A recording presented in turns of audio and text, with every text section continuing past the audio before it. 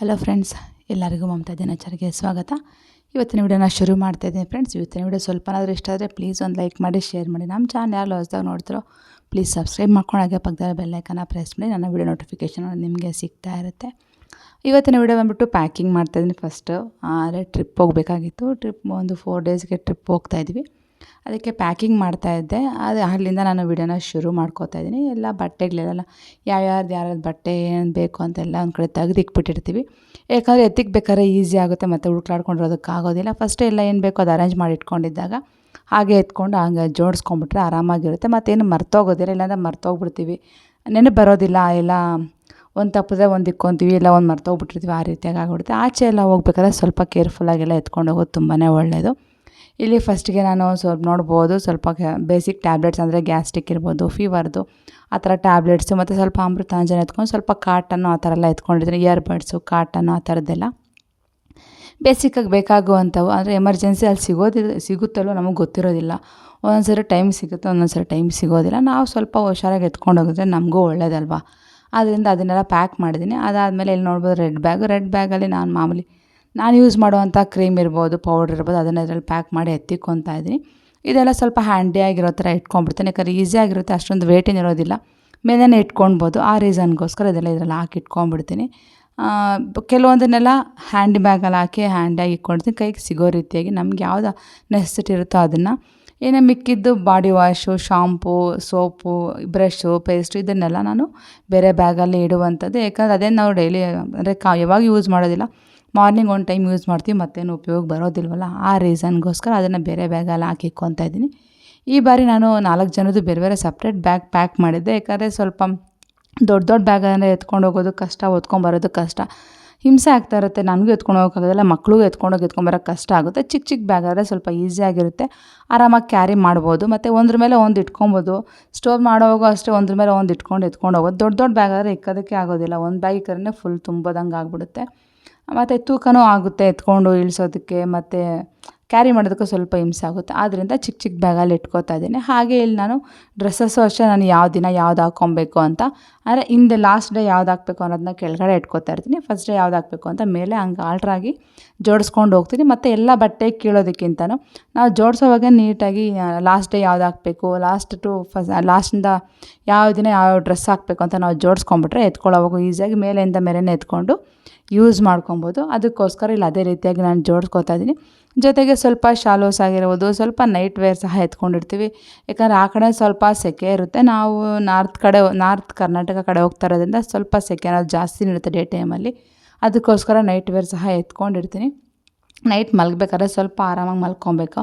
ಅದಕ್ಕೋಸ್ಕರ night wear ಆಗ್ಬೋದು, ಶಾಲು ಆಗ್ಬೋದು, ಸ್ವೆಟರ್ಸು ಏನು ಬೇಕೋ ಅದನ್ನು ಕೆಲವೊಂದನ್ನು ಅಂತೂ ಮ್ಯಾಕ್ಸಿಮಮ್ ಎತ್ಕೊಂಡಿರಲೇಬೇಕಾಗುತ್ತೆ. ಎಷ್ಟೇ ಸೆಕೆ ಇರಲಿ, ಚಳಿ ಇರಲಿ, ನಮಗೆ ಗೊತ್ತಿರೋದಿಲ್ಲ ವೆದರ್ ಯಾವಾಗ ಹೆಂಗಿರುತ್ತೆ ಅಂತ. ಒಂದೊಂದು ಸರಿ ಮಳೆ ಬಂದು ಚಳಿನೂ ಆಗ್ಬೋದು, ಇಲ್ಲಾಂದರೆ ಹಾಗೆ ಸೆಕೆನೂ ಇರ್ಬೋದು. ಆ ರೀಸನ್ಗೋಸ್ಕರ ಎಲ್ಲ ಎತ್ಕೊಂಡಿರ್ತೀನಿ. ಟವಲ್ಸ್ ಅಷ್ಟೇ, ಅವ್ರವ್ರ ಬಟ್ಟೆ ಅವ್ರವ್ರ ಬ್ಯಾಗಲ್ಲಿ ಇಟ್ಬಿಟ್ರೆ ಅವ್ರಿಗೆ ಎತ್ಕೊಂಡು ಯೂಸ್ ಮಾಡೋಕ್ಕೆ ಈಸಿ ಆಗುತ್ತೆ. ಆ ರೀಸನ್ಗೋಸ್ಕರ ಅವ್ರವ್ರ ಬ್ಯಾಗ್ನ ಅವ್ರವ್ರಿಗೆ ಸಪ್ರೇಟಾಗಿ ಪ್ಯಾಕ್ ಮಾಡಿಕೊಡ್ತಾಯಿದ್ದೀನಿ. ಫಸ್ಟಿಗೆ ಇಲ್ಲಿ ನನ್ನ ಬ್ಯಾಗೆಲ್ಲ ಪ್ಯಾಕ್ ಮಾಡ್ಕೊಂಡಿದ್ದಾಯಿತು. ಅದಾದಮೇಲೆ ನೆಕ್ಸ್ಟ್ ನಾನು ದಿಶುದ ಪ್ಯಾಕ್ ಮಾಡ್ತೀನಿ. ಇನ್ನು ಚಿರು ಸ್ಕೂಲ್ಗೆ ಹೋಗಿದ್ದೆ. ಚಿರು ಸ್ಕೂಲಿಂದ ಬಂದಮೇಲೆ ನಾವು ಪ್ಯಾಕ್ ಮಾಡುವಂಥದ್ದಿತ್ತು. ಅಂದರೆ ಫ್ರೈಡೇ ನೈಟ್ ನಾವು ಹೊರಡ್ತಾ ಇದ್ವಿ ಇಲ್ಲಿಂದ. ನೈಟ್ ಜರ್ನಿ ಮಾಡೋಣ, ಸ್ವಲ್ಪ ದೂರ ಹೋಗಿ ಸೇರ್ಕೊಂಬರೋಣ, ಮತ್ತು ಸ್ಯಾಟರ್ಡೆ ಮಾರ್ನಿಂಗಿಂದ ಈಸಿಯಾಗಿರುತ್ತೆ ಸುತ್ತೋದಕ್ಕೆ ಅಂದ್ಬಿಟ್ಟು. ಚಿರು ಸ್ಕೂಲಿಂದ ಬರೋಕ್ಕೆ 5 o'clock ಆಗುತ್ತೆ. ಆಮೇಲೆ ಹೊರಡುವಂಥ ನಾವು 5:36 ಹಂಗೆ ಹೋಗಬೇಕು ಅಂತ ಪ್ಲ್ಯಾನ್ ಮಾಡಿದ್ವಿ. ಅದಕ್ಕೋಸ್ಕರ ಇಲ್ಲಿ ಫಸ್ಟಿಗೆ ನಂದು ದಿಶುದು ಫಸ್ಟ್ ನಾನು ಪ್ಯಾಕ್ ಮಾಡಿಬಿಡ್ತಾಯಿದ್ದೀನಿ. ಅವನ ಬಟ್ಟೆಗಳು, ನನ್ನ ಬಟ್ಟೆಗಳನ್ನು. ಮತ್ತು ಚಿರು ಬಂದಮೇಲೆ ಚಿರು ಬ್ಯಾಗ್ನ ಪ್ಯಾಕ್ ಮಾಡ್ತೀನಿ. ಮತ್ತು ನಮ್ಮ ಮನೆಯವ್ರದ್ದು ಅಷ್ಟೇ, ಅವ್ರದ್ದು ಸಪ್ರೇಟಾಗಿ ಅವ್ರಿಗೆ ಪ್ಯಾಕಿಂಗ್ ಮಾಡಿಕೊಟ್ಬಿಡ್ತೀನಿ. ಆವಾಗ ಅವ್ರವ್ರ ಬ್ಯಾಗ್ನ ಅವ್ರು ಆರಾಮಾಗಿ ಎತ್ಕೊಂಡು ಹೋಗ್ಬೋದು, ಎತ್ಕೊಂಬರ್ಬೋದು. ಆ ರೀಸನ್ಗೋಸ್ಕರ. ಮತ್ತು ಬಟ್ಟೆಗಳು ಅಷ್ಟೆಲ್ಲ ಮಿಕ್ಸ್ ಆಗೋದಿಲ್ಲ. ಅವ್ರವ್ರ ಬ್ಯಾಗಲ್ಲಿ ಅವ್ರ ಬಟ್ಟೆ ಇದ್ದಾಗ ಆರಾಮಾಗಿ ಸಿಗುತ್ತೆ ಕೈಗೆ. ಇಲ್ಲಾಂದರೆ ಅದಕ್ಕೆ ಇತ್ಕೊಂಡು ಇದಕ್ಕಿತ್ತು ಎಲ್ಲ ಮಿಕ್ಸಪ್ ಮಾಡಿಬಿಡ್ತಾರೆ ಮಕ್ಕಳು, ಒಂದೇ ಸರಿ ನೀಟಾಗಿ ಎತ್ಕೊಳ್ಳೋದಿಲ್ಲ. ಆ ರೀಸನ್ಗೋಸ್ಕರ ಪ್ರತಿಯೊಂದು ಬಾರಿ ನಾನೇ ಎತ್ಕೊಳೋಕ್ಕೂ ಆಗೋದಿಲ್ಲ. ಅದಕ್ಕೋಸ್ಕರ ಬೇರೆ ಇಟ್ಕೊಟ್ಬಿಟ್ರೆ ಅವ್ರಿಗೆ ಹೆಂಗೆ ಬೇಕೋ ಹಂಗೆ ಕ್ಯಾರಿ ಮಾಡ್ಕೋತಾರೆ ಅಂದ್ಬಿಟ್ಟು ಪ್ಯಾಕ್ ಮಾಡಿದ್ದಾಯಿತು. ಹಾಗೆ ನಾವು ಟ್ರಿಪ್ ಹೋಗ್ಬೇಕಾದ್ರೆ ಕೆಲವೊಂದು ಕ್ಯಾರಿ ಬ್ಯಾಗ್ಸು, ಕೆಲವೊಂದು ಕವರ್ನ ಗ್ಯಾರಂಟಿ ತೊಗೊಂಡೋಗಲೇಬೇಕಾಗುತ್ತೆ. ಏನೇ ಒದ್ದೆ ಬಟ್ಟೆ ಹಾಕ್ಕೊಳ್ಳೋಕ್ಕಿರ್ಬೋದು, ಮತ್ತು ಬಿಚ್ಚಿರೋ ಬಟ್ಟೆ ಅಂತ ಕ್ಯಾರಿ ಮಾಡೋಕ್ಕಾಗಿರ್ಬೋದು, ಏನಕ್ಕೆ ಆಗಲಿ ತುಂಬ ಯೂಸ್ ಆಗುತ್ತೆ. ಅದಕ್ಕೋಸ್ಕರ ನಾನು ಯಾವಾಗಲೂ ಟ್ರಿಪ್ ಹೋಗ್ಬೇಕಾದ್ರೆ ಒಂದಷ್ಟು ಕವರ್ಗಳನ್ನ ಎಕ್ಸ್ಟ್ರಾ ತೊಗೊಂಡೋಗಿರ್ತೀನಿ. ಏನಕ್ಕಾದ್ರೂ ಯೂಸ್ ಆಗೇ ಆಗುತ್ತೆ ಅದು. ಬಿಚ್ಚಿರೋ ಬಟ್ಟೆ ಇಕ್ಕೋಕ್ಕಾಗ್ಬೋದು, ಸ್ವಲ್ಪ ವೆಟ್ ಕ್ಲಾತ್ಸ್ ಅನ್ನೋದು ಇದ್ದೇ ಇರುತ್ತಲ್ವ, ಅದನ್ನು ಇಟ್ಕೊಳ್ಳೋಕ್ಕಾಗ್ಬೋದು. ತುಂಬ ಯೂಸ್ ಅಂತೂ ಆಗುತ್ತೆ. ಅದಕ್ಕೋಸ್ಕರ ಇಲ್ಲಿ ಸ್ವಲ್ಪ ಕವರ್ಗಳನ್ನ ಸಹ ಎತ್ತಿಕ್ಕೊತಾ ಇದ್ದೀನಿ. ಮತ್ತು ಬಿಚ್ಚಿರೋ ಬಟ್ಟೆ ಎಲ್ಲ ಇಟ್ಕೊಳ್ಳೋಕ್ಕೆ ಒಂದು ಬ್ಯಾಗ್ನ, ಸಿಂಪಲಾಗಿರುವಂಥ ಬ್ಯಾಗ್ನ ಸಹ ನಾನು ಇಲ್ಲಿ ಎತ್ತಿಕ್ಕೊತಾ ಇದ್ದೀನಿ. ಎಲ್ಲ ಪ್ಯಾಕಿಂಗ್ ಅಂತೂ ಮುಗೀತು. ಇನ್ನು ನಾವು ಈವ್ನಿಂಗ್ ಒಂದು 6 o'clock ಆ ರೀತಿ ಬಿಡಬೇಕು ಅಂತ ಅಂದ್ಕೊಂಡಿದ್ವಿ. ಇಲ್ಲಿ ನೆಕ್ಸ್ಟ್ ಇಲ್ಲಿ ಬಂದು ಕಾರ್ ಪೂಜೆ ಮಾಡ್ತಾ ಇದ್ದಾರೆ ಮಕ್ಕಳು. ಹಿಂಗೆ 3 times ಹಿಂಗೆ ಅನ್ನು ನೀವು ಉದ್ದಕ್ಕೂ ಹಿಂಗೆ ನಿನ್ ಮುಖ ಏನ್ ನೋಡ್ಸಲ್ಲ, ನೀನ್ ಮಾಡು.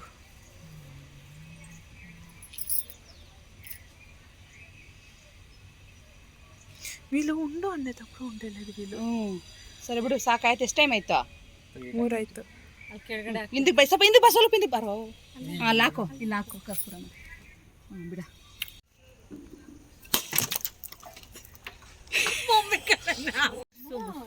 ಡೋರ್ನ ಕಟ್ಟು ಅಂದ್ರೆ ಆಗಲ್ಲ. ಇರುವ ಮಿತ, ಅದಕ್ಕೆ ಸ್ವಲ್ಪ ಕರ್ಪೂರ ಇದಾಗಲಿ. ಕೂತ್ಕೋ ಕೂತ್ಕೋ. ಹಾಟ್ ಸೀಟ್ ಎಲ್ಲ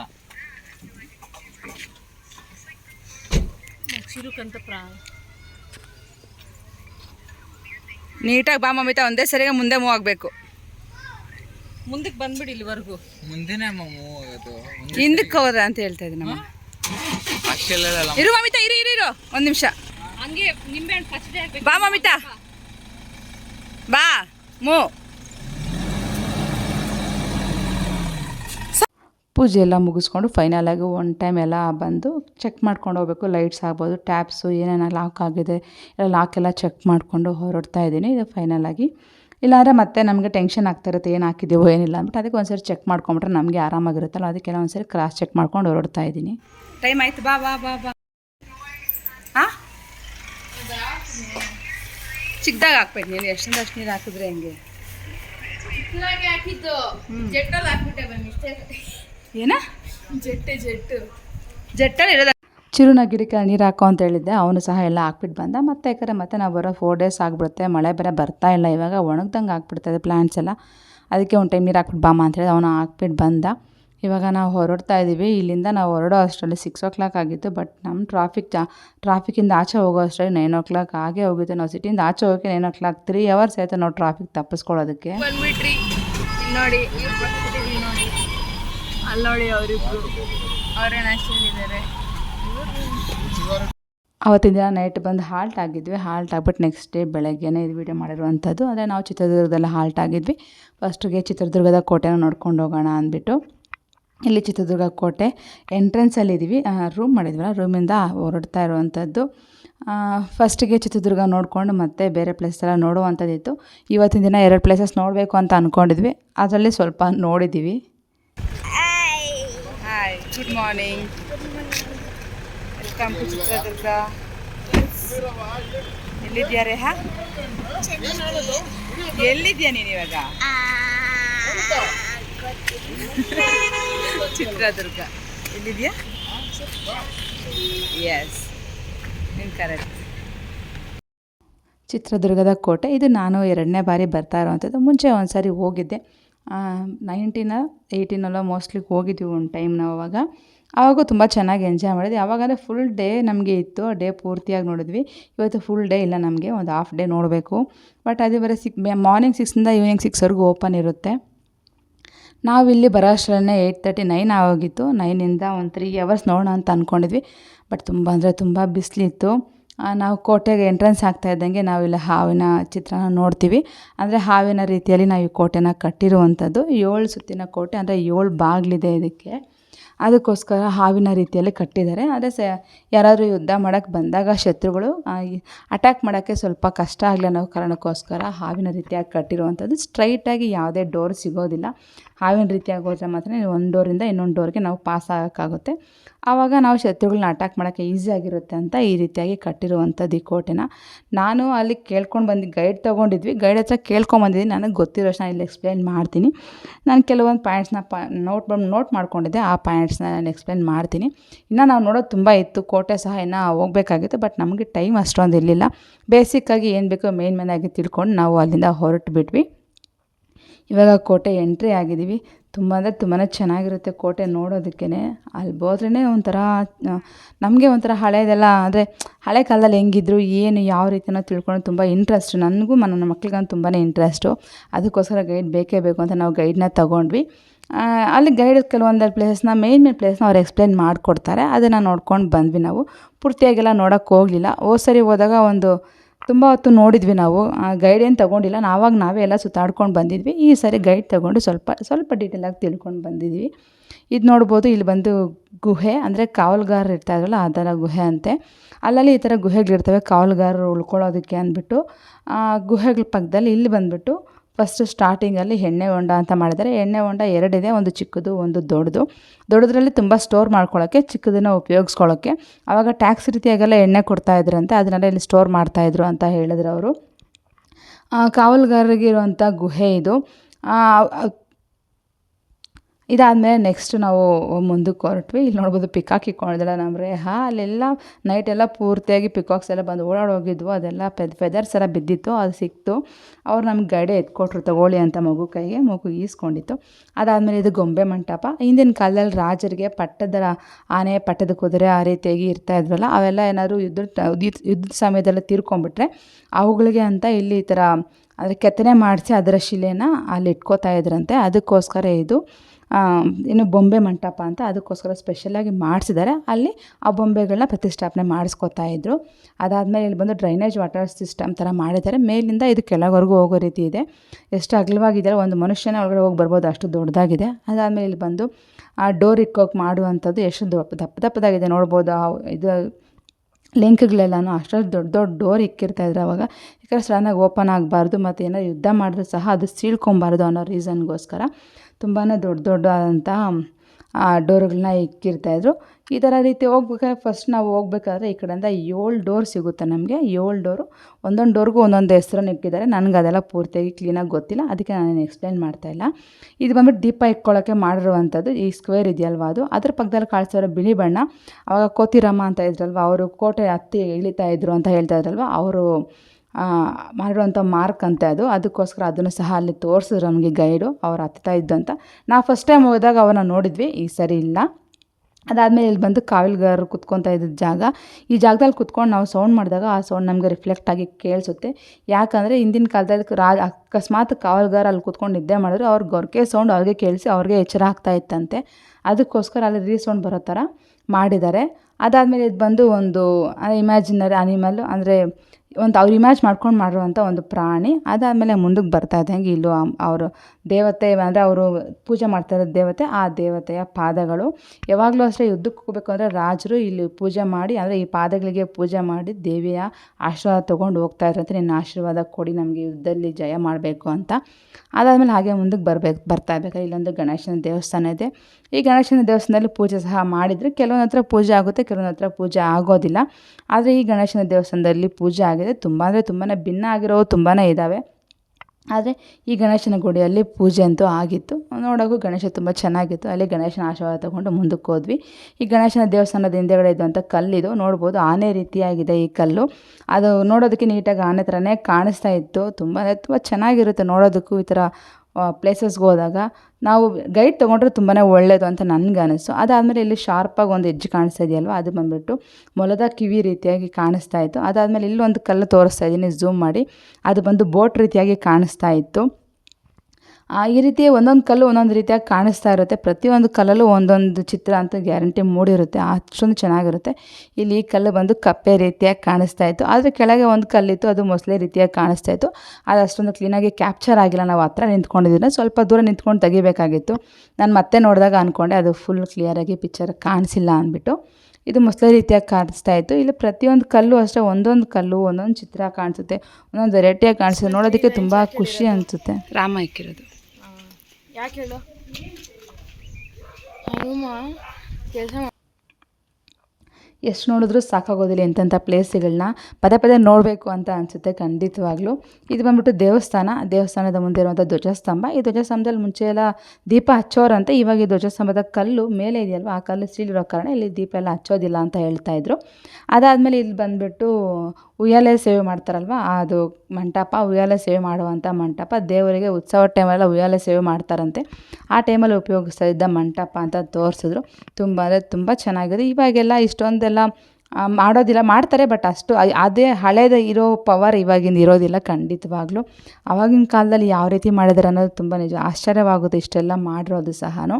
ಇಲ್ಲಿ ನೋಡ್ತಾ ಇರ್ಬೋದು, ಅಲ್ಲಿ ಲೆಫ್ಟಲ್ಲಿ ಒಂದು ವಾಟರ್ ಟ್ಯಾಂಕ್ ಇದೆ, ಅದ್ರ ಪಕ್ಕದಲ್ಲಿ ಈ ಗೋಡೆ ಹತ್ರ ಒಂದು 2 ಫಿಶ್ ಹಾಕಿರ್ತಾರೆ, ಅಂದರೆ 2 ಮೀನಿನ ಆಕಾರ ಹಾಕಿರ್ತಾರೆ. ಯಾವಾಗಲೂ ಅಷ್ಟೇ ಅವ್ರ ಪ್ರಕಾರ ಏನಂದರೆ, ಒಂದು ಮೀನಿನ ಆಕಾರ ಹಾಕಿದಾಗ ಮುಂದಕ್ಕೆ ದಾರಿ ಇದೆ ಅಂತ ಅರ್ಥ, 2 ಮೀನಿನ ಆಕಾರ ಹಾಕಿದಾಗ ಇಲ್ಲಿ ಕುಡಿಯೋ ನೀರಿಗೆ ದಾರಿ ಇದೆ, ಹೋಗಿ ಅಂತ ಹೇಳ್ಬಿಟ್ಟು ಅರ್ಥ ಅಂತ ಹೇಳಿದರು. ಇಲ್ಲಿ ನಾನು ಮೀನನ್ನ ಕ್ಯಾಪ್ಚರ್ ಮಾಡೋಕ್ಕೆ ನೋಡಿದೆ, ಬಟ್ ಅದು ಕಂಪ್ಲೀಟಾಗಿ ಕ್ಯಾಪ್ಚರ್ ಆಗಲಿಲ್ಲ ನನ್ನದ್ರಲ್ಲಿ. 1 ಮೀನಿದ್ರೆ ದಾರಿ ಇದೆ, ಮುಂದಕ್ಕೆ ಸಾಗ್ಬೋದು ಅಂತ, 2 ಮೀನಿದ್ರೆ ಕುಡಿಯೋ ನೀರಿದೆ ಈ ಕಡೆ ನೋಡ್ರಿ ಅಂತ ಹೇಳ್ಬಿಟ್ಟು ಮೀನಿಂಗ್ ಅಂತೆ. ಅದು ಸಹ ಅಲ್ಲಿ ತೋರಿಸಿದ್ರು. ಮತ್ತು ಆ ಕಡೆ ಬೇರೆ ಸ್ವಲ್ಪ ದೇವಸ್ಥಾನ ಎಲ್ಲ ಇತ್ತು, ಅದು ತೋರಿಸಿದ್ರು. ಇದು ಬಂದುಬಿಟ್ಟು ಇವಾಗ ಕ್ಯಾಂಟೀನ್ ಆಗಿದೆ. ಮುಂಚೆ ಎಲ್ಲ ಬೇರೆ ಏನೋ ಉಪಯೋಗಿಸ್ತಾರೆ, ದೇವಸ್ಥಾನ ಇದರಲ್ಲಿ ಉಪಯೋಗಿಸ್ತಾರೆ, ಇವಾಗ ಅದು ಕ್ಯಾಂಟೀನ್ ಆಗಿದೆ. ತುಂಬ ಅಂದರೆ ತುಂಬ ಚೆನ್ನಾಗಿರುತ್ತೆ ನೋಡೋಕ್ಕೂ ಸಹ. ಆ ಕ್ಯಾಂಟೀನ್ ಮುಂದೆ ಇರುವಂಥದ್ದು ಇದು ಬಂದುಬಿಟ್ಟು ಓಕಳಿ ಒಳ್ಳ ಅಂದ್ಬಿಟ್ಟು, ಅಂದರೆ ಎಲ್ಲ ಓಕಳೆಲ್ಲ ಆಡ್ತಾಯಿದ್ರಂತೆ ಹಿಂದಿನ ಕಾಲದಲ್ಲಿ. ದೇವ್ರ ವಿಗ್ರಹನ ತೊಗೊಂಡೋಗ್ಬೇಕಂದ್ರೆ ಈ ದೇವ್ರ ವಿಗ್ರಹನ ಈ ಓಕ್ಳಿ ಹೊಂಡದಲ್ಲಿ ಹಾಕಿ, ಅಂದರೆ ತುಂಬ ಶುದ್ಧೀಕರಿಸಿ ಅಲ್ಲಿಂದ ಎತ್ಕೊಂಡೋಗಿ ದೇವಸ್ಥಾನದಲ್ಲಿ ಪೂಜೆ ಮಾಡುವಂಥ ಪದ್ಧತಿ ಇತ್ತು ಅಂತ ಹೇಳಿದ್ರು. ಅದಕ್ಕೆ ಈ ಓಕ್ಳಿ ಹೊಂಡ ಸಹ ಇವಾಗೆಲ್ಲ ಸ್ವಲ್ಪ ಹಾಳಾಗಿದೆ, ಯಾರೂ ಅಷ್ಟೊಂದು ಇದು ಮಾಡೋಕ್ಕಾಗೋದಿಲ್ಲ. ಯಾಕಂದರೆ ಜನ ಜಾಸ್ತಿ ಆಗ್ತಾ ಅವ್ರು ಮೇಂಟೈನ್ ಮಾಡೋಕ್ಕೂ ಕಷ್ಟ ಇಲ್ಲ. ಆದರೂ ಪಾಪ ಚೆನ್ನಾಗಿ ಮೇಂಟೈನ್ ಮಾಡಿದ್ರೆ, ಕ್ಲೀನಾಗಂತೂ ಇದೆ ಮ್ಯಾಕ್ಸಿಮಮ್ಮು. ಕೆಲವೊಂದು ಹತ್ರ ಸ್ವಲ್ಪ ಹಾಗೆ ಹೀಗೆ ಮಾಡಿದರೆ, ನಮ್ಮ ಜನನೇ ಮಾಡಿರುವಂಥದ್ದು ಅದೆಲ್ಲನೂ, ಹೋಗಿ ಬರ್ತಾರಲ್ವ ಅವರೆಲ್ಲ ಮಾಡಿರುವಂಥದ್ದು. ಇಲ್ಲಿ ಸುಮಾರು ದೇವಸ್ಥಾನಗಳು, ಸುಮಾರು ಅಲ್ಲಲ್ಲಿ ಗುಡಿ ಇದ್ದಾವೆ, ದೇವಸ್ಥಾನಗಳಿದ್ದಾವೆ, ಎಲ್ಲ ಪೂಜೆ ನಡೀತಾ ಇತ್ತು ಅಂತ ಹೇಳ್ತಾಯಿದ್ರು ಫಸ್ಟಿಗೆಲ್ಲನೂ. ಬಟ್ ಇವಾಗೆಲ್ಲ ಅಷ್ಟೊಂದು ಏನು ನಡೀತಾ ಇಲ್ಲ. ಇದು ಬಂದುಬಿಟ್ಟು ಕಾಯಿನ್ಸು ಮಾಡ್ತಾಯಿದ್ರಲ್ವ, ಅಂದರೆ ಆವಾಗೆಲ್ಲ ಕಾಯಿನ್ ಬರ್ತಾಯಿದ್ದಲ್ಲ, ಆ ಕಾಯಿನ್ ಮಾಡ್ತಾಯಿದ್ದಂಥ ಜಾಗ. ಅದಾದಮೇಲೆ ಇಲ್ಲಿ ಬಂದ್ಬಿಟ್ಟು ಇದು ಟ್ರೆಜರಿ, ಅಂದರೆ ಟ್ರೆಜರಿಯಲ್ಲಿ ಎಲ್ಲ 30 ಫೀಟ್ ಇದೆಯಂತೆ. ಇದರೊಳಗಡೆ ಎಲ್ಲ ಟ್ರೆಜರಿ ಒಳಗಡೆ ಹಾಕಿ ಅದನ್ನು ಮುಚ್ಚಿಕ್ಕೆ ಅದ್ರ ಮೇಲೆ ದೇವ್ರ ವಿಗ್ರಹ ಇಕ್ಕೋರಂತೆ, ಗೊತ್ತಾಗಬಾರ್ದು, ಭಕ್ತಿ ಬರಲಿ ದೇವರಿದ್ದಾರೆ ಅಂದ್ಬಿಟ್ಟು ಅಂತೇಳ್ಬಿಟ್ಟು. ಅದಾದಮೇಲೆ ನೆಕ್ಸ್ಟ್ ಮುಂದಕ್ಕೆ ಬರ್ತಾಯಿದ್ದೆ, ಇಲ್ಲಿ ಅಕ್ಕ ತಂಗಿ ಹೊಂಡ ಸಿಗುತ್ತೆ. ಈ ರಾಜರ ಹೆಂಡ್ತಿರಿಬ್ಬರು ಇಲ್ಲಿ ಆತ್ಮಹತ್ಯೆ ಮಾಡ್ಕೊಂಡಿದ್ರು ಅನ್ನೋದೊಂದು ಹೇಳಿದ್ರು ಅವ್ರು ನಮಗೆ. ಆವಾಗ ಅದಕ್ಕೋಸ್ಕರ ಇಲ್ಲಿ 2 ಹೊಂಡ ಇದೆ, ಅದಕ್ಕೋಸ್ಕರ ಒಂದು ಅಕ್ಕ ತಂಗಿ ಹೊಂಡ ಅಂತ ಇದಕ್ಕೆ ಹೆಸರು ಇಕ್ಕಿದ್ದಾರೆ. ಹಾಗೆ ಮುಂದಕ್ಕೆ ಸಾಕ್ತಾನೆ ಸಿಗುವಂಥದ್ದು ಒನಕೆ ಓಬವ್ವವರ ಸಮಾಧಿ. ಈ ಸಮಾಧಿ ಇವಾಗಲೂ ಸಹ ಅವ್ರ ವಂಶಸ್ಥರು, ಅಂದರೆ ಒನಕೆ ಓಬವ್ವನ ವಂಶಸ್ಥರು ಬಂದು ಇವಾಗಲೂ ಸಹ ಅವ್ರು ಪೂಜೆ ಮಾಡ್ಕೊಂಡು ಹೋಗ್ತಾರಂತೆ ವರ್ಷಕ್ಕೆ 1 ಬಾರಿ. ಅದಾದಮೇಲೆ ಅದರ ಪಕ್ಕದಲ್ಲೇ ಸಿಗುವಂಥದ್ದು ಈ ನೀರು, ಅದೇ ಓಬವ್ವನವರು ನಾವು ನೋಡ್ದಂಗೆ ನೀರು ತೊಗೊಂಬರಕ್ಕೆ ಹೋಗಿರ್ತಾರೆ ಅಂತ ಹೇಳ್ತಾರೆ, ಅದೇ ಪ್ಲೇಸ್ ಇದು. ಆವಾಗೆಲ್ಲ ಉಪಯೋಗಿಸೋಕ್ಕೆಲ್ಲ ಇದೇ ನೀರು ಅಂತ ತೊಗೊಂಡು ಹೋಗ್ತಾ ಇದ್ದಿದ್ದು. ಇವಾಗಲೂ ಸಹ ಇದು 365 ಡೇಸು ನೀರು ಬರ್ತಾನೆ ಇರುತ್ತಂತೆ, ಸ್ವಲ್ಪನಾದರೂ. ಇವಾಗವರೆಗೂ ನಿಂತಿದ್ದೇ ಇಲ್ಲ ಅಂತ ಹೇಳಿದ್ರು ಅವರು. ಬಟ್ ಹೋಗ್ಬೇಕಾದ್ರೆ ಸ್ವಲ್ಪ ಹುಷಾರಾಗಿ ಹೋಗ್ಬೇಕು, ಕೆಳಗಡೆ ಹೋಗ್ಬೇಕಾದ್ರೆ ಸ್ವಲ್ಪ ಪಾಚಿ ಎಲ್ಲ ಕಟ್ಟಿದೆ ಅದರಿಂದ. ಅದಾದಮೇಲೆ ಈ ಕಡೆ ಮತ್ತೆ ರೈಟ್ ಸೈಡಿಗೆ ನೋಡ್ತಾ ಇದ್ದಂಗೆ ಸಿಗುವಂಥದ್ದು ಒನಕೆ ಓಬವ್ವನ ಇದ್ರಲ್ವ ಅವ್ರದ್ದು ಗುಹೆ, ಅವರಿರುವಂಥ ಗುಹೆ. ಇವಾಗ ಗುಹೆ ಒಳಗೇ ಹೋಗ್ಬೋದು, ಚಿಕ್ಕ ದಾರಿ ಇದೆ, ಬಟ್ ಸ್ವಲ್ಪ ಕಲ್ಲೆಲ್ಲ ಇರುತ್ತೆ, ಸ್ವಲ್ಪ ಹುಷಾರಾಗಿ ಹೋಗಬೇಕು. ಆ ಕಡೆ ಈ ಕಡೆ ಗಿಡಗಳೆಲ್ಲ ಬೆಳೆದೆ, ಮಳೆಗಾಲ ಅಲ್ವ ಸ್ವಲ್ಪ ಗಿಡಗಳು ಜಾಸ್ತಿನೇ ಇರುವಂಥದ್ದು. ಬಟ್ ಅಲ್ಲಿ ಗುಹೆ ಒಳಗೂ ಅಷ್ಟೇ ಸ್ವಲ್ಪ ಸ್ಮೆಲ್ ಥರ ಇರುತ್ತೆ, ಯಾಕಂದರೆ ಆ ಮಳೆ ಬಿದ್ದು ಎಲ್ಲ ಆಗಿ ಒಂಥರ ಆಗಿರುತ್ತೆ. ಬಟ್ ನೋಡೋಕ್ಕಂತೂ ತುಂಬ ತುಂಬ ಚೆನ್ನಾಗಿ ಅನಿಸುತ್ತೆ, ಯಾಕಂದರೆ ನಾವು ಹಳೆ ಕಾಲದ್ದು ನೋಡಿದಾಗ ನಮಗೆ ಒಂಥರ ಇನ್ಸ್ಪೈರ್ ಆಗ್ತಾಯಿರುತ್ತೆ, ಖುಷಿ ಆಗುತ್ತೆ. ನಾವು ಈ ಪ್ಲೇಸ್ ನೋಡಿದ್ದೀವಪ್ಪ ಅನ್ನೋದು ಒಂದು ಏನು ಒಂಥರ ಸಂತೋಷ ಕೊಡುತ್ತೆ. ನಾವು ಈ ಜಾಗ ನೋಡಿದ್ದೀವಿ, ನಾವು ಆ ಜಾಗ ನೋಡಿದ್ದೀವಿ ಅಂತ. ನನಗಂತೂ ಈ ಥರ ಪ್ಲೇಸಸ್ ತುಂಬಾ ಇಷ್ಟ ಆಗುತ್ತೆ. ಆ ರೀಸನ್ಗೋಸ್ಕರ ನಾನು ಹೋಗಲೇಬೇಕು ಅಂತ ಪದೇ ಈ ಥರದನ್ನ ಉಳ್ಕೊಂಡೇ ಹೋಗ್ತೀನಿ. ಮತ್ತು ಇಲ್ಲಿ ಸರ್ಕಲ್ ಕಾಣಿಸ್ತಾ ಇದೆಯಲ್ವ, ಈ ಸರ್ಕಲ್ ಬಂದ್ಬಿಟ್ಟು ಕಹಳೆ ಊದ್ತಾ ಇದ್ದಂಥ ಜಾಗ. ಕಹಳೆ ಊದೋಕ್ಕೆ ಉಪಯೋಗಿಸೋ ತುಂಬ ಹೈಟಾಗಿರುತ್ತೆ, ಅಲ್ಲಿಂದ ಕಹಳೆ ಊದಿದಾಗ ಸುತ್ತಮುತ್ತಲೆಲ್ಲ ನೀಟಾಗಿ ಕೇಳಿಸುತ್ತೆ. ಅದಕ್ಕೋಸ್ಕರ ಈ ಸರ್ಕಲ್ನಲ್ಲಿ ಮಾಡಿರುವಂಥದ್ದು ಕಹಳೆ ಊದೋದಕ್ಕೆ ಅಂತ. ಅದಾದಮೇಲೆ ಮುಂದಕ್ಕೆ ಬರ್ತಾ ಇದ್ದಂಗೆ ಸಿಗೋದು ಓಬವ್ವನ ಕಿಂಡಿ. ಅಲ್ಲಿ ಗೊತ್ತಿದೆಯಲ್ವಾ, ಅದು ಓಬವ್ವನ ಕಿಂಡಿ. ಅಲ್ಲಿ ಮುಂಚೆ ಎಲ್ಲ ನಾವು ಹೋಗಿ ಮತ್ತೆ ರಿಟರ್ನ್ ಬರ್ತಾಯಿದ್ವಿ. ಬಟ್ ಇವಾಗೇನೋ ನೀರು ಹೋಗ್ತಾ ಇತ್ತು ಸ್ವಲ್ಪ ಒಂದು ಸೈಡ್, ಇನ್ನೊಂದು ಸೈಡ್ ಖಾಲಿ ಇತ್ತು. ಆದರೂ ಸಹ ಹೋಗಿ ಬರೋಕ್ಕಾಗಲಿಲ್ಲ. ಹೋದರೂ ಸಹ ಬಟ್ಟೆ ಎಲ್ಲ ನೆಂದೋಗುತ್ತೆ, ಮತ್ತು ಸುಮ್ಮನೆ ಯಾಕೆ ಅಂತ ಸುಮ್ಮನೆ ಆಗಿಬಿಟ್ವಿ. ಅವ್ರ ಗೈಡು ಅದೇ ಹೇಳಿದ್ರು, ಬೇಡ ಮೇಡಮ್ ಅದೆಲ್ಲ ನೀರು ಬರ್ತಾಯಿದೆ, ಸುಮ್ಮನೆ ಹೋದರೆ ನೀರಲ್ಲಿ ಹೋಗಿ ಮತ್ತೆ ಬಟ್ಟೆ ಎಲ್ಲ ಇದಾಗುತ್ತೆ, ಅದು ಬೇಡ ಬಿಡಿ ನೋಡ್ಕೊಂಬನ್ರಿ ಸಾಕು ಅಂತ ಹೇಳಿದರು. ಹೋಗಿ ಅಂದರೆ ಬಟ್ ನಾವು ಹೋಗೋಕ್ಕೆ ಹೋಗಿಲ್ಲ, ಯಾಕಂದ್ರೆ ಅವಾಗ ಸ್ನಾನ ಮಾಡ್ಕೊಂಡು ಫ್ರೆಶ್ ಅಪ್ ಆಗಿ ಹೋಗಿದ್ವಿ. ಮತ್ತು ಹೋಗಿ ನೀರಲ್ಲೆಲ್ಲ ಇದು ಮಾಡೋದು ಬೇಡ ಅಂದ್ಬಿಟ್ಟು ಸುಮ್ಮನೆ ಆಗಿಬಿಟ್ವಿ. ಇಲ್ಲಿ ನೋಡ್ಬೋದು ಒಂದು ಸೈಡ್ಗೆ ನೀರು ಹೋಗ್ತಾ ಇದೆ, ಇನ್ನೊಂದು ಸೈಡ್ಗೆ ಖಾಲಿ ಪ್ಲೇಸ್ ಇದೆ. ತುಂಬಾ ಒಂಥರ ಖುಷಿ ಆಗುತ್ತೆ. ಅಲ್ಲಿ ಹೋದ್ರೇ ಮೈ ಜುಮ್ ಅನಿಸುತ್ತೆ, ಯಾಕಂದರೆ ನಾವು ನೋಡೋ ಪ್ಲೇಸಸ್ಸೇ ಹಂಗಿರುತ್ತಲ್ವ, ಆ ಥರ ಜುಮ್ ಅಂತ ಇರುತ್ತೆ ಕೆಲವೊಂದು ಪ್ಲೇಸಸ್ ಅಂತೂ. ನೋಡೋಕ್ಕೂ ಖುಷಿ ಆಗುತ್ತೆ. ಒಂಥರ ನಮ್ಮ ಕರ್ನಾಟಕದಲ್ಲಿರೋ ಇಂಥ ಹಳೆ ಜಾಗಗಳನ್ನು ನೋಡಿದಾಗ ನಮಗೂ ಒಂಥರ ಇನ್ಸ್ಪೈರ್ ಆಗುತ್ತೆ. ಮತ್ತೆ ಒಂದು ಸಲ ನೋಡಬೇಕಪ್ಪ ಅಂತ ಅನಿಸುತ್ತೆ. ಖಂಡಿತವಾಗ್ಲೂ ಎಲ್ಲ ಕನ್ನಡಿಗರು ನೋಡಲೇಬೇಕಾಗಿರುವಂಥ ಕೆಲವೊಂದು ಪ್ಲೇಸಸ್ಸು ನೋಡಲೇಬೇಕು. ಯಾಕಂದರೆ ನಮ್ಮ ಹಿಂದಿನ ಹೆಂಗಿತ್ತು, ನಮ್ಮ ಹಿಂದಿನ ಜನ ಹೆಂಗಿದ್ರು, ಹಿಂದಿನ ಸಂಸ್ಕೃತಿ ಹೆಂಗಿತ್ತು ಅನ್ನೋದು ತಿಳ್ಕೊಳ್ಳೋದು ತುಂಬ ಒಳ್ಳೆಯದು. ಅವ್ರನ್ನ ನಾವು ಅಟ್ಲೀಸ್ಟ್ ಅವರಷ್ಟು ಅಲ್ಲದೆ ಅವರು ಸ್ವಲ್ಪ ಆದರೂ ನಾವು ಅವ್ರನ್ನ ಫಾಲೋ ಮಾಡಿದ್ರೆ ತುಂಬ ಒಳ್ಳೇದಲ್ವ. ಆ ರೀಸನ್ಗೋಸ್ಕರ ಆವಾಗೆಲ್ಲ ಹೆಂಗೆ ಮಾಡ್ತಾಯಿದ್ರು, ಎಷ್ಟು ಕಷ್ಟ ಬೀಳ್ತಾಯಿದ್ರು ನಮ್ಮನ್ನು, ಅಂದರೆ ನಮಗೋಸ್ಕರ ಎಷ್ಟು ಕಷ್ಟ ಬಿದ್ದವರು, ನಾವು ಇಷ್ಟು ಆರಾಮಾಗಿರ್ಬೇಕಾದ್ರೆ ಅವರೆಲ್ಲ ಎಷ್ಟು ಕಷ್ಟ ಬಿದ್ದರೆ ನಾವು ಇಷ್ಟು ಆರಾಮಾಗಿದ್ದೀವಿ ಅನ್ನೋದು ಸಹ ನಾನು ಯೋಚನೆ ಮಾಡಬೇಕಾಗುತ್ತೆ. ಇದು ನೋಡ್ಬೋದು, ಇದು ಹಳ್ಳ. ಹಿಂದಿನ ಕಾಲದಲ್ಲಿ ರಾಜರೆಲ್ಲ ಕುದುರೆ ಮೇಲೆ ಬರ್ತಾಯಿದ್ರಂತೆ ಕೋಟೆಯ ಮೇಲಕ್ಕೆ. ಅದಕ್ಕೋಸ್ಕರ ಕುದುರೆ ಲಾಳ ಗ್ರಿಪ್ ಸಿಗಲಿ ಅಂತ ಹಳ್ಳ ಮಾಡಿದ್ರಂತೆ. ಅದನ್ನು ಸಹ ಅಲ್ಲಿ ತೋರಿಸಿದ್ರು. ಅದನ್ನು ಸಹ ಸ್ವಲ್ಪ ಕ್ಲಿಪ್ಪಿಂಗ್ ಮಾಡಿಕೊಂಡೆ. ಅದಾದಮೇಲೆ 7 ಬಾಗಿಲು ಮುಂದೆಯಿಂದ ಹೋದರೆ ಹಿಂದೆ 2 ಬಾಗಿಲಿತ್ತು. ನಾನು ಇನ್ನು ವೀಡಿಯೋನ ಅಷ್ಟೊಂದು ಮಾಡ್ಕೊಳಕ್ಕೆ ಹೋಗಲಿಲ್ಲ. ಎಲ್ಲ ನೋಡ್ಕೊಂಡು ಬಂದ್ವಿ. ಬಟ್ ಅಷ್ಟೊಲ್ಲ 12 ಆಗಿತ್ತು. ತುಂಬ ಬಿಸಿಲಲ್ವ. ನೈಟ್ ಅಂದರೆ ತುಂಬ ತಣ್ಣಗಿರುತ್ತೆ. ಹಗಲಲ್ಲಿ ತುಂಬಾ ಬಿಸಿಲಿತ್ತು. ಸ್ವಲ್ಪ ಹೊತ್ತು ಕೂತ್ಕೊಂಡು ಮತ್ತೆ ಮುಂದಕ್ಕೆ ಹೋಗೋಣ ಅಂದ್ಬಿಟ್ಟು ಸ್ವಲ್ಪ ಹೊತ್ತು ಅಲ್ಲಿ ಕೂತ್ಕೊಂಡು ಮತ್ತೆ ಮುಂದಕ್ಕೆ ಬಂದ್ವಿ. ಮುಂದಕ್ಕೆ ಬರ್ತಾ ಇನ್ನು ಗೈಡ್ ಅವ್ರಲ್ಲಿಂದ ಹೊಟ್ಟೋದ್ರು. ನಾವು ತಾವೇ ಫೋಟೋಸ್ ಎಲ್ಲ ತೊಗೊಂಡು ಮತ್ತೆ ಇನ್ನೊಂದಷ್ಟು ಫೋಟೋಸ್ ಎಲ್ಲ ತೊಗೋಬೇಕಾಗಿತ್ತು. ಯಾಕಂದರೆ ಫಸ್ಟ್ ಹೋಗ್ಬೇಕಾದ್ರೆ ಎಲ್ಲ ಇಂಟ್ರೆಸ್ಟಾಗಿ ಹೊಟ್ಟೋಗ್ಬಿಟ್ವಿ. ಫೋಟೋಸ್ ಏನು ತೊಗೊಳ್ಳಿಲ್ಲ. ಮತ್ತು ಬರಬೇಕಾರೆಲ್ಲ ಫೋಟೋಸ್ ಎಲ್ಲ ತೊಗೊಂಡು ರಿಟರ್ನ್ ಬರ್ತಾಯಿದ್ವಿ ನಿಧಾನವಾಗಿ ಇಳ್ಕೊಂಡು. ನೋಡೋದಕ್ಕೂ ಅಷ್ಟೇ ಕೋಟೆ ತುಂಬ ಚೆನ್ನಾಗಿದೆ ಫ್ರೆಂಡ್ಸ್. ವಿಡಿಯೋ ಎಲ್ಲ ಇಷ್ಟ ಆಗಿದೆ ಅಂತ ಅನ್ಕೊತೀನಿ. ಇಷ್ಟ ಆದರೆ ಪ್ಲೀಸ್ ಒಂದು ಲೈಕ್ ಮಾಡಿ, ಶೇರ್ ಮಾಡಿ. ನಮ್ಮ ಚಾನಲ್ ಹೊಸದಾಗಿ ನೋಡಿದ್ರೆ ಪ್ಲೀಸ್ ಸಬ್ಸ್ಕ್ರೈಬ್ ಮಾಡ್ಕೊಂಡು ಹಾಗೆ ಪಕ್ಕದ ಬೆಲ್ ಐಕನ್ನ ಪ್ರೆಸ್ ಮಾಡಿ ನನ್ನ ವಿಡಿಯೋ ನೋಟಿಫಿಕೇಷನ್ ಸಿಗುತ್ತೆ. Thank you so much for watching. Take care. Bye.